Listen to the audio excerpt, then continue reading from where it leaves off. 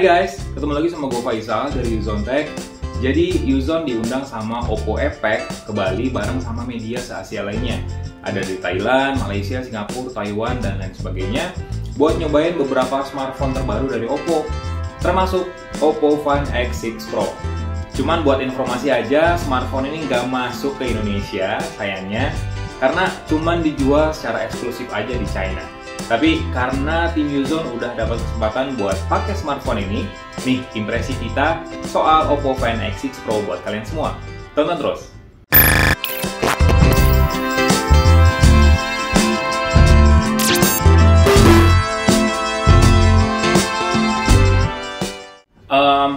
Gua sendiri pakai smartphone ini ya sekitar 3 harian sih sebenarnya, 4 hari lah. Dan kebetulan gue juga sebagai user dari Find X2 Pro, tapi gue skip ke dua seri berikutnya, Find X3 Pro dan Find X5 Pro. Dan sekarang gue lagi kebagian nih kesempatan buat nyoba langsung Find X6 Pro. Jujur banyak banget upgrade yang dikasih Oppo di smartphone ini.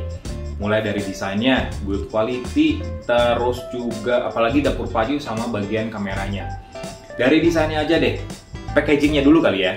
Jadi Oppo tetap ngasih packaging yang tebal, nggak kayak Samsung atau Apple, dimana cuman isinya kayak HP aja dan kabel USB.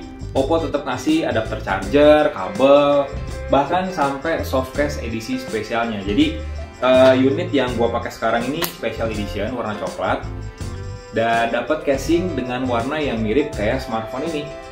Jadi bukan softcase plastik maupun bening ya. Menurut gua kurang pas gitu buat dilihat. Nah, dari secara desain, smartphone ini benar-benar kelihatan mewah dan agak terinspirasi sama kamera tradisional. Kalian tahulah kayak kamera pocket maupun kamera SLR jadul, mirip-mirip kayak desainnya Oppo Find X6 Pro ini.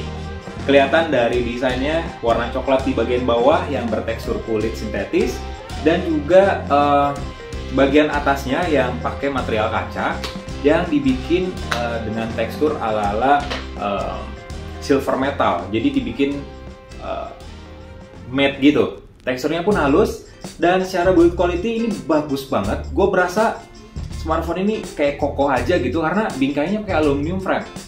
Terus juga udah lolos rating IP68. Jadinya bisa dipakai buat nyelam tapi nggak di air laut juga. Dan bisa juga tahan debu, jadi kalian bisa ngonten sambil hujan-hujanan, kena air, basah, ataupun di tempat-tempat yang kering yang banyak debu, smartphone ini masih tahan buat dipakai di lingkungan yang cukup ekstrim juga.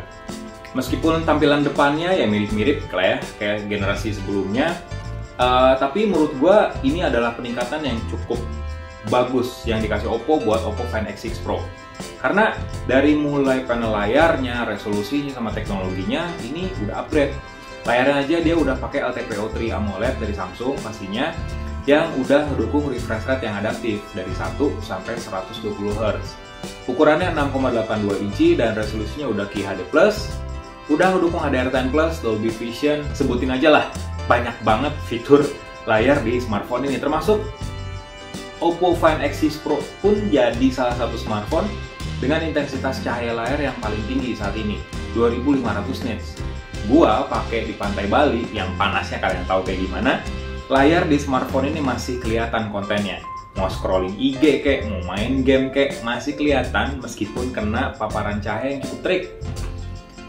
Dan secara bezel-less, terus bingkainya pun udah simetris, kiri kanannya tipis banget, atas bawahnya juga tipis dan simetris. Jadi visualisasi puas banget sih di Oppo Find X6 Pro. Dan secara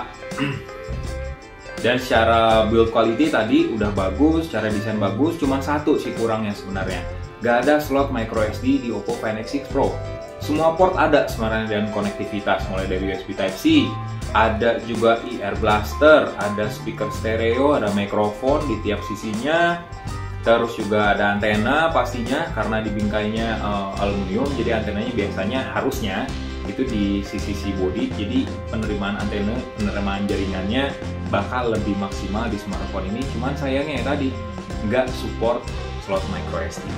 Kalau ngomongin soal dapur pacunya, ini udah pasti ngebut pakai banget sih.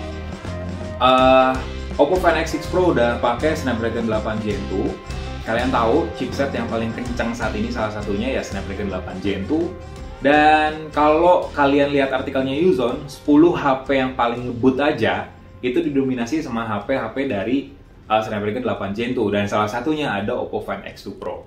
Oppo Find X6 Pro, sorry. Gua udah nguji pakai AnTuTu benchmark, smartphone ini tembus sampai 1,58 juta poin. Tinggi banget. Dan ini gua raih di AnTuTu benchmark versi 10.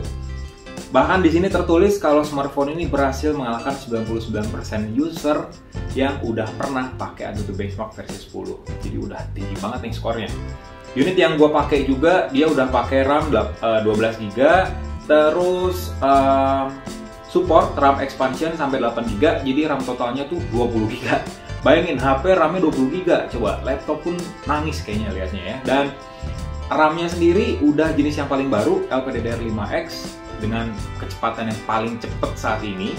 Ngalahin lah LPDDR4, LPDDR4X, LPDDR5 itu udah ketinggalan ya. Ini udah LPDDR5X. Memori internalnya 256GB berjenis UFS 4.0 dengan write dan read speed yang ngebut juga.